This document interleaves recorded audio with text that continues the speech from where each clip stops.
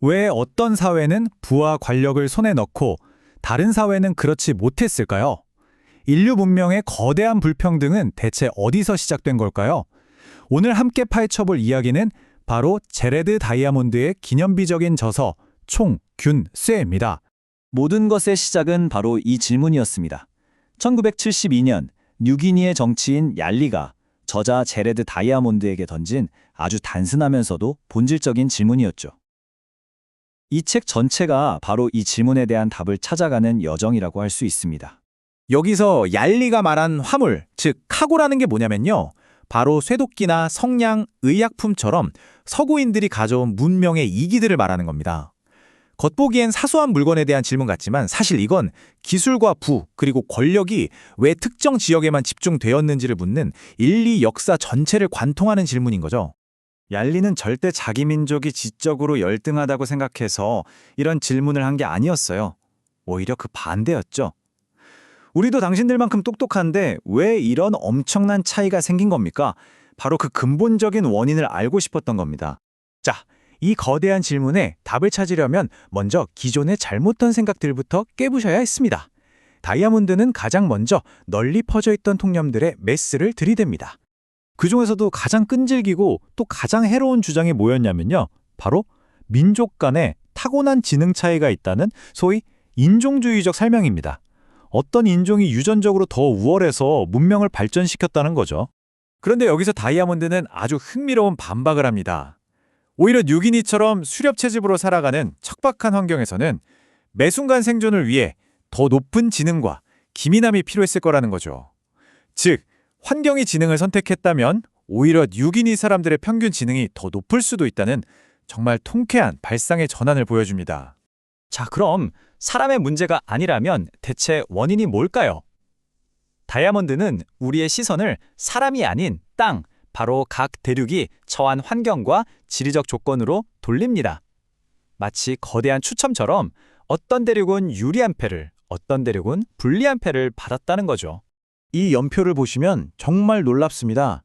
기원전 11,000년까지만 해도 지구상의 모든 인류는 똑같이 수렵 채집을 하며 살았어요.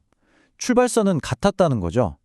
문명의 격차는 정말 놀랍게도 인류 역사 전체로 보면 아주 최근에야 벌어진 일이라는 겁니다. 여기서 궁극적 원인과 직접적 원인이라는 개념이 정말 중요한데요. 유럽이 다른 대륙을 정복할 수 있었던 건 총, 균, 쇠 덕분이죠. 이건 눈에 보이는 직접적 원인입니다. 하지만 진짜 질문은 왜 유럽인들만 그것들을 가질 수 있었는가? 바로 그 뒤에 숨은 궁극적 원인을 찾는 겁니다. 그렇다면 그 궁극적인 원인, 그 모든 것의 시작점은 과연 무엇이었을까요? 바로 인류의 삶을 송두리째 바꾼 혁신, 식량 생산, 즉 농업의 시작이었습니다. 한번 생각해 보세요. 농사를 지으니까 더 많은 사람을 먹여 살릴 수 있게 됐고 인구가 폭발적으로 늘어났습니다. 그리고 식량이 남아돌자 모두가 농사에 매달릴 필요가 없어졌죠. 바로 여기서 군인, 정치가, 기술자 같은 전문가 집단이 탄생하게 된 겁니다. 이게 바로 역사를 움직인 도미노 효과 같은 거죠. 아니 근데 왜 어떤 곳에서는 일찍부터 농업혁명이 일어났는데 다른 곳에서는 아예 일어나지 못했을까요? 해답은 아주 간단합니다. 바로 그 땅에 농사 지을 만한 식물과 가축으로 길들인 만한 동물이 있었느냐 없었느냐의 차이였습니다. 전 세계에 정말 수많은 동물이 있는데 그 중에서 가축화 후보가 될 만한 대형 초식 포유동물은 놀라지 마세요. 딱 148종 뿐이었습니다. 그리고 그 148종의 후보들 중에서도요. 우리 인류가 선사시대에 실제로 길들이는 데 성공한 건 고작 14종에 불과합니다. 자, 여기서 정말 결정적인 포인트가 나옵니다. 이 14종 중에 무려 13종이 어디 출신이었을까요? 바로 유라시아 대륙입니다. 아메리카 대륙엔 단 1종, 라마가 전부였고 호주나 사하라 이남 아프리카엔 단 한 종도 없었습니다. 이게 바로 다이아몬드가 말하는 안나 카레니나 법칙이에요. 톨스토이 소설의 첫 문장처럼요. 가축화에 성공하려면 온순한 성격, 빠른 성장 속도, 무리 생활 등 수많은 조건을 전부 만족해야 하는데 실패하는 건 단 하나의 결점만으로도 충분하다는 거죠. 말과 얼룩말을 한번 보세요. 비슷하게 생겼죠? 하지만 결정적인 차이가 있었습니다. 얼룩말은 성질이 정말 고약하고 예측이 불가능해서 도저히 길들일 수가 없었던 거예요. 결국 아프리카 사람들은 유라시아 사람들처럼 강력한 기병을 가질 수 없었던 거죠. 가축은 고기나 노동력만 제공한 게 아니었습니다. 하지만 진짜 무서운 선물은 따로 있었죠. 바로 병균입니다. 가축과 함께 살면서 유라시아인들은 온갖 질병에 노출됐고 살아남은 사람들은 자연스럽게 면역력을 갖게 됐습니다. 이게 나중에 다린 대륙 원주민들에게는 그야말로 보이지 않는 대량 살상 무기가 된 거고요. 자, 이제 처음으로 돌아가서 얄리의 질문에 답을 할 수 있게 됐습니다. 그 모든 인과관계의 사슬이 드디어 완성되는 거죠. 모든 건 지리에서 시작됐습니다. 어떤 대륙이 운 좋게도 가축화, 작물화할 수 있는 동식물을 가졌는가.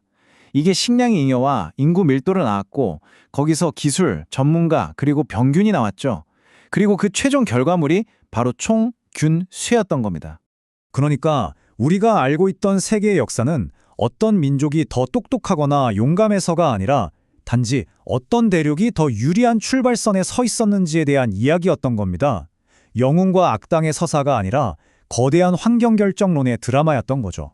그렇다면 이 책이 우리에게 던지는 마지막 질문은 이겁니다.